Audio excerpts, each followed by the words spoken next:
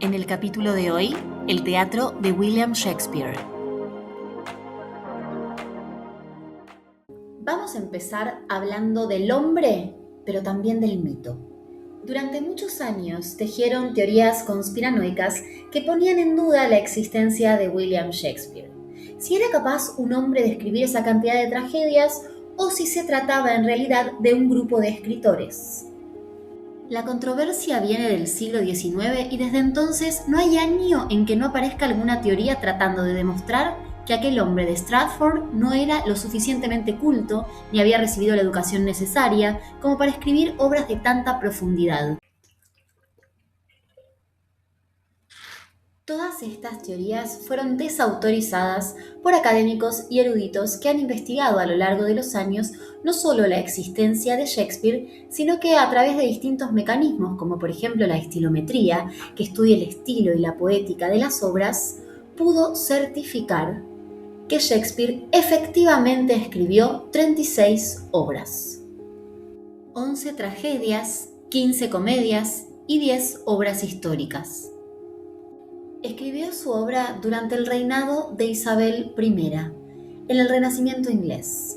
En un rato vamos a conversar acerca de la historia de Isabel I, principalmente de su padre, para entender que quizás las tragedias de Shakespeare solo expresaban una faceta brutal de su realidad histórica. Quiero destacar que además de un escritor, y principalmente por esto que voy a contar, las obras de Shakespeare son tan exquisitas, porque más allá de su escritura, era un hombre de teatro, es decir, que sus obras estaban escénicamente probadas.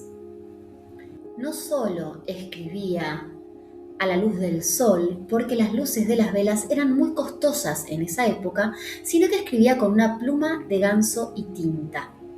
Así es como Shakespeare desarrollaba su escritura, pero además la probaba escénicamente. Quiere decir que si las cosas no funcionaban tal cual lo había previsto, hacía pequeñas modificaciones en función de la efectividad. Digamos que el público que asistía al Globe Theatre era muy exigente. Y cuando digo muy exigente, no solo comían, bebían, tenían vínculos sexoafectivos entre la misma platea durante la representación de las obras, sino que además arrojaban patas de pollo, arrojaban botellas de vidrio, si es que la obra no les gustaba. Y a todo esto sumémosle la censura que había en la época. Las obras no solo debían funcionar por este público exigente, sino que además tenían que funcionar en un contexto histórico bastante problemático. El teatro isabelino estaba sometido a la censura y nunca habrían dejado que se representaran tramas que narraran cualquier amenaza contra el régimen de la reina. La estabilidad de su gobierno era inmensamente frágil, no solamente por la cantidad de conspiradores que querían derrocar y asesinar a Isabel, sino también por las presiones del puritanismo inglés. Representantes del puritanismo se paraban en las puertas del Globe Theatre a gritarle a las personas que ese era un espacio de pecados y de vicios. Y fíjense que la presión era tal que el Globe Theatre, tal como lo conocemos hoy, es en realidad una reconstrucción que se realizó para la película Shakespeare apasionado. Este teatro que podemos visitar hoy es una réplica del original que en 1613 fue destruido por un incendio. Y fíjense la importancia que tenía el teatro en ese momento, que un año después, en 1614, fue reconstruido para finalmente ser demolido por el puritanismo inglés en 1644. Vamos ahora a regalarnos un paréntesis histórico, porque antes de seguir hablando de Shakespeare, prometí que íbamos a hablar del padre de Isabel I, Enrique VIII, y también vamos a hablar de su madre, Ana Bolena. Enrique VIII ordenó la ejecución de decenas de miles de personas durante los 36 años de su reinado, entre ellas a 2 de sus 6 mujeres, Catalina Howard y Ana Bolena, madre de Isabel I. Enriquito tuvo 6 esposas, de las cuales 2 fueron ejecutadas, pero no solo eso, estaba casado con Catalina de Aragón, hija de los reyes católicos. como no era fácil deshacerse de ese matrimonio y absolutamente enloquecido por los encantos de Ana Bolena, que le dijo: no me tocas un pelo hasta ser tu reina, rey, porque yo amante de un rey no voy a ser, carísima Bolena.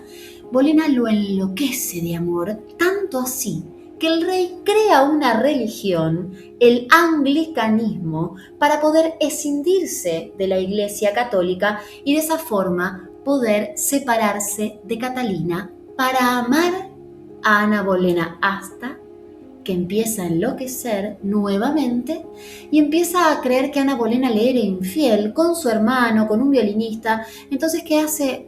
Gestiona, mandando a ejecutar a la mismísima reina Ana Bolena, madre de su hija Isabel I, al violinista, al hermano de Ana Bolena y, como dije, a decenas de miles de personas durante uno de los reinados más sangrientos de la historia de Inglaterra. Es muy necesario contextualizar la producción de William Shakespeare, porque esas tragedias que nos parecen tan truculentas, Tito Andrónico, Hamlet, Macbeth, Ricardo III, y podría seguir enumerando Rey Lear, voy a dedicar el próximo video a hablar acerca de la obra de William Shakespeare desde una mirada de género, es decir, pensando en los personajes femeninos de las obras de Shakespeare. Pero eso que nos parece tan tétrico dialoga muy cercanamente con un contexto histórico plagado de crueldad.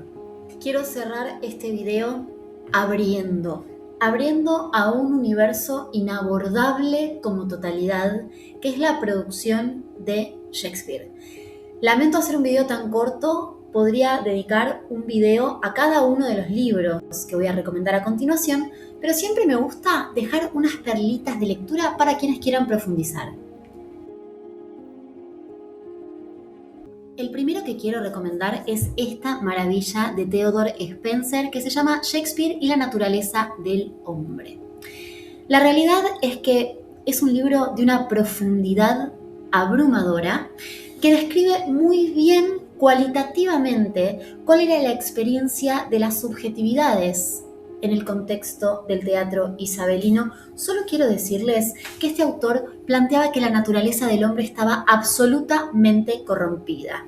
Y decía cosas como estas: todas las facultades del hombre están en conmoción. Las miserias del hombre son mayores a sus alegrías. Cualquier animal es más feliz que él. No hay ocupación humana que no esté llena de sufrimientos. Nuestras leyes presuponen nuestra corrupción. ¿De qué nos va a hablar Spencer en este texto?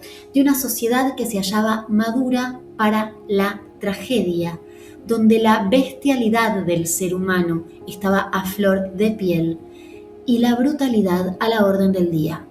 Otro libro que quiero recomendar es una edición del 2019 que se llama El tirano Shakespeare y la política, de Stephen Greenblatt.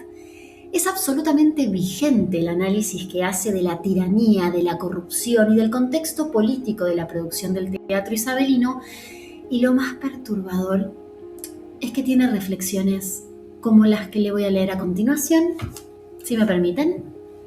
¿Por qué, se preguntaba el escritor, iba alguien a dejarse arrastrar hacia un líder que a todas luces no está capacitado para gobernar, hacia alguien peligrosamente impulsivo o brutalmente manipulador o indiferente a la verdad? Cualquier similitud con la realidad es pura coincidencia. Un dato no menor antes de presentarles el próximo texto. El libro Guinness de los récords recauda un total de 400 versiones cinematográficas y televisivas basadas en la obra de William Shakespeare. Y para eso quiero ampliar con este texto de Daniel Rosenthal que se llama Shakespeare en el cine y que repasa las principales versiones cinematográficas de la obra de Shakespeare. Bueno, ahora sí viene la recomendación y me pongo de pie, aunque se corte el plano, porque vamos a hablar de una de las joyas más absolutas, que es este libro, este elixir para quienes amamos el mundo shakespeariano, que es Shakespeare, la invención de lo humano, de Harold Bloom, un texto publicado en 1928. Imaginen que esta es la edición de bolsillo. Este texto recorre toda su obra con una minuciosidad de una persona que durante más de 30 años dio clases acerca de Shakespeare y arranca su libro diciendo que el enigma le parece irresoluble, que todavía no puede entender cómo existió una persona que tuvo la brillantez y la lucidez de William Shakespeare como escritor y como pensador de lo humano. Quiero compartirles una frase que dice lo siguiente: unos impulsos que no podemos dominar nos viven nuestra vida y unas obras que no podemos resistir nos la leen. Tenemos que ejercitarnos y leer a Shakespeare tan tenazmente como podamos, sabiendo a la vez que sus obras nos leerán más enérgicamente aún. Nos leen definitivamente. Por hoy llegamos hasta acá. Nos vemos en el próximo video donde vamos a hablar de las mujeres en la obra de William Shakespeare y nos vamos a deleitar con la lectura de algunos fragmentos de sus obras más emblemáticas. Muchas gracias por estar ahí.